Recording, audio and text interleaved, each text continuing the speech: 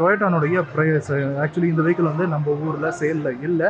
So Toyota ப்ரையஸ்னுடைய அந்த cut செக்ஷனையும் இங்கே கொடுத்துருக்காங்க. ஸோ நம்மளால் அதை பார்க்க முடியுது. இது வந்து பிளக்இன் ஹைப்ரிட். ஸோ இதில் உங்களுக்கு அந்த இன்ஜின் செக்ஷன் இருக்குது அண்ட் அது போக அந்த டென்சனுடைய பவர் கண்ட்ரோல் யூனிட் இருக்கிறத நம்மளால் பார்க்க முடியுது. ஸோ டீட்டெயில்டாக ஒரு கட் செக்ஷன் அப்படிங்கிறது நமக்கு இதில் கொடுத்துருக்காங்க. அண்ட் இதில் வந்து ஒரு 2 லிட்டர் 4 சிலிண்டர் இன்லைன் இன்ஜின் வந்து ப்ரொவைட் பண்ணியிருக்காங்க.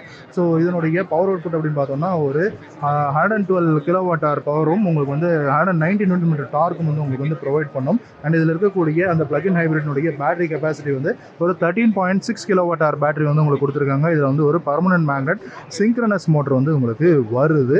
பட் இது வந்து நம்ம இந்தியாவுக்கு வருதா அப்படிங்கிறதுல எந்த விதமான ஒரு உத்தரவாதம் அப்படிங்கிறதும் இல்லை.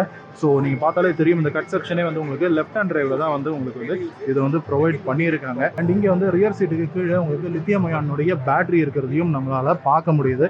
அண்ட் ஒரு பெரிய சைஸ் அலாய் வீல் இதில் வந்து இருக்குது. அண்ட் இதில் வந்து ஒரு 19 இன்ச்சில் அலாய் வீல் கொடுத்துருக்காங்க. 4 வீலுமே டிஸ்க் பிரேக்ஸோடு இருக்குது.